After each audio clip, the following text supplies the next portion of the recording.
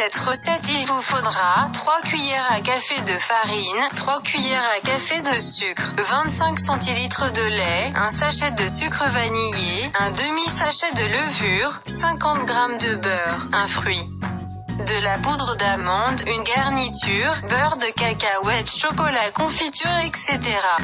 Séparez les blancs des jaunes, ajoutez une cuillère à café de sucre, une pincée de sel et montez les blancs en neige. Dans un saladier, mettre la farine, les sucres, la levure, le lait, le beurre et mélanger en ajoutant chaque fois un jaune d'œuf.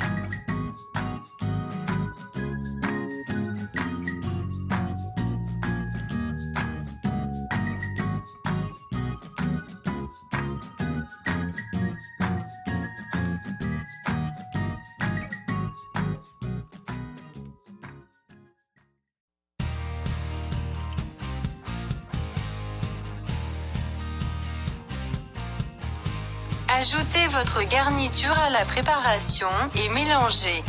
Ajoutez petit à petit les blancs montés et mélangez avec une maryse pour avoir une texture mousseuse. Attention, il ne faut pas casser les blancs ni mélanger avec un fouet.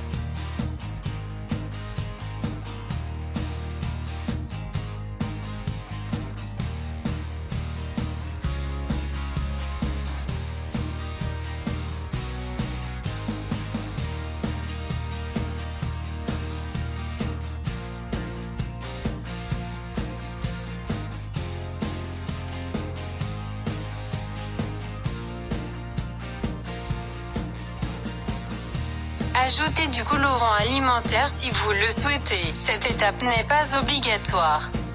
Coupez votre fruit.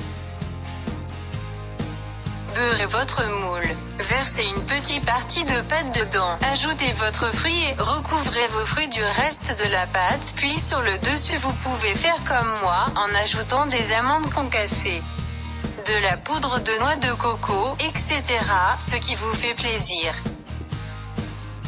Préchauffez votre four à 180 degrés, 350 degrés Fahrenheit ou thermostat 6. Enfournez votre gâteau entre 30 et 40 minutes.